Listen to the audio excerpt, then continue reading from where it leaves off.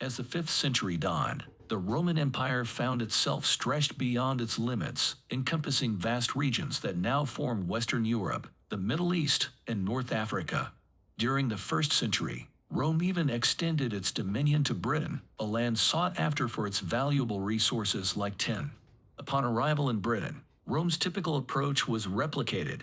It established a semblance of Rome itself.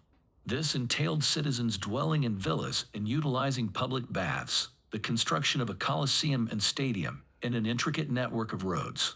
With taxation and bureaucracy in place, the embrace of Christianity after Emperor Constantine's conversion in 313 brought about the establishment of churches and monasteries. Nonetheless, Rome's reach did not extend entirely northward into Scotland, and certain regions of Britain retained their independence from Roman control. Parts of what we now recognize as Wales and the entirety of Ireland remained beyond Rome's grasp.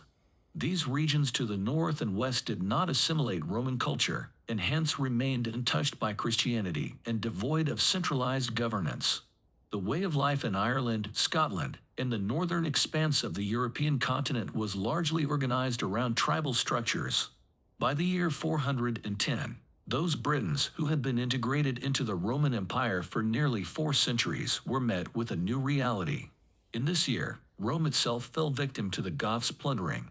Consequently, Rome summoned its legions back to its core territories, leaving behind a populace unprepared for what was to transpire. The Picts from Scotland, the Scots from Ireland, and a variety of Germanic groups from the European mainland perceived Britain as ripe for exploitation, and raiding ensued. The besieged Britons, still holding on to their identity as Roman citizens, sought assistance from Aetius, a Roman official situated in Gaul across the Channel, present-day France. However, the reply received indicated that they were on their own.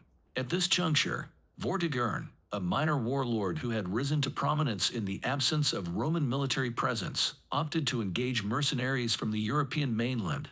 These Germanic groups, who had once been adversaries, now switched allegiances, setting off a sequence of events that unfolded around the year 449. During this period, 3 groups of Germanic warriors, led by brothers Hengist and Horsa, landed on Britain's eastern shores.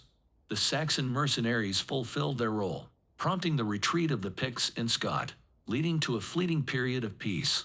However, these mercenaries found the British landscape alluring, prompting them to notify their compatriots back in Europe about the fertile lands available for the taking and the apparent lack of defensive capability among the local inhabitants. This signaled the commencement of a comprehensive Anglo-Saxon invasion of England. Swiftly, waves of Germanic peoples arrive on British shores, initiating a westward advance that seemed unstoppable until an unexpected turn of events around 500 C.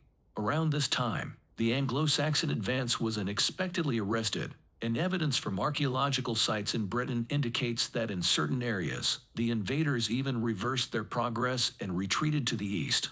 This phase of settlement saw about 2 generations of Saxon dominance in the east, with the western region reflecting a blend of Romano-Celtic influences. The traces of Roman civilization endured, but the local populace reverted in part to a Celtic tribal system that predated Roman rule. A significant portion of the Britons chose to flee southward and eastward, crossing the Channel to settle in modern-day France's Brittany region. Over time, these Celtic communities maintained connections with their counterparts in Britain. For approximately 2 generations, the inhabitants of the Western territories enjoyed the harvest of their crops and a respite from the ravages of the Saxon incursions. Temporarily, it appeared that a champion had emerged in Britain's time of crisis, one capable of rallying defenses and pushing back against the invaders. This momentary triumph thwarted the impending threat of Anglo-Saxon conquest and the potential obliteration of the remnants of a once civilized world. So, how did this extraordinary reversal occur? Who managed to halt an invincible force? The evidence, though limited, points toward the emergence of a remarkable individual, a charismatic, cunning, brave, and skillful leader who united the populace in a manner nearly inconceivable without the infrastructure of Rome. This person's charisma, intellect, persuasive abilities, and combat prowess converged in a rare amalgamation. This enigmatic figure forms the foundational core of the Arthurian legend. setting the stage for its subsequent development. However, the scarcity of historical records from this era makes it challenging to provide conclusive answers. The period from 410 to around 600 is often referred to as a dark age marked by the absence of political and military structures, with the population focused on basic survival rather than recording events for posterity. While the histories of invading groups might provide insight, the challenge lies in their preliterate state during this era. Even when these groups eventually became literate and compiled histories, the Anglo-Saxon account of Britain's conquest makes no mention of an Arthur. Given that history is often penned by the victors, this omission is neither confirming nor disproving.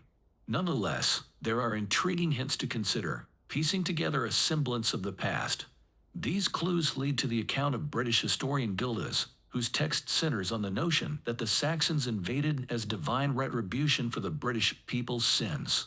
Gildas, believed to have been born around the year 500 and lived concurrently with the British leader who opposed the Saxons' advance. Gildas's text provides the closest contemporary insight into the response to the Anglo-Saxon incursion. The following text from Gildas's work is what he tells us about the response to the Anglo-Saxon invasion. Then some time passed, and the cruel invaders retreated to their home bases. The survivors collected their strength under the leadership of Ambrosius Aurelianus, a most temperate man, who by chance was the only person of Roman parentage to have come through the catastrophe in which his parents, who had once worn the royal purple toga, had been killed, and whose present-day descendants have far degenerated from their former virtue. He and his men challenged their previous conquerors to battle, and by the grace of God, victory was theirs. Several elements in this passage are noteworthy. It establishes a direct link to Rome, highlighting the significance of Ambrosius's Roman heritage and the transitional phase facing the generation of the 5th century. This generation experienced the collapse of the Roman Empire, compelling them to adapt to their new circumstances while still retaining a memory of Rome's past glory. This temporal proximity to the Roman era offered a model for a better life, emphasizing that resistance and the restoration of civilization were attainable goals. Moreover, this passage does not explicitly mention Arthur. However, the individual identified as Ambrosius Aurelianus is associated with various titles. The Welsh referred to him as Emrys Wledig, and scholars suggest that Ambrosius might be the same as another Romano-British leader often known as Riothamus or Rigatamos. Jordanes' 6th century work Getica, summarizing Cassiodorus's extensive history of the Goths, narrates an alliance in 470 CE between the supreme leader of the Britons and the remnants of the Roman forces. Some experts, like Ash, contend that Riothamus is not a name but a title, meaning supreme leader. They posit that Riothamus and Ambrosius are possibly one and the same. Furthermore, Ambrosius's name, likely a Latinized version of a Celtic original, exemplifies the adaptability of names across different cultures at that time. In fact, the earliest use of the name Arthur comes in a 6th century poem from the north of Britain called Wygadodin, written in an early form of Celtic. The following passage is about a great warrior named Gordor, who, we are told, he was worthy in the front of a most generous army. He gave out gifts from his herd of steeds in the winter. He fed black ravens on the wall of a fortress, though he was not Arthur, among the powerful in battle. In the van, an alder shield wall Gordor. The clear meaning here is twofold. First, everybody already knows who Arthur is, so the poet doesn't even need to explain to the audience. Second, Gordor is an all-round awesome leader, yet he pales in comparison to Arthur. Notably, the name Arthur does not surface until several generations following the historical Arthur's lifetime. This suggests that Arthur could have been an effort to either Celticize a Roman name or simplify a more intricate one. In the mid-6th century, the name Arthur emerges, and it swiftly becomes associated with the figure destined to rule the land. This temporal alignment provides room for Ambrosius Aurelianus and Riothamus to be identified as a singular individual. With a high possibility that he was the real King Arthur, everyone knows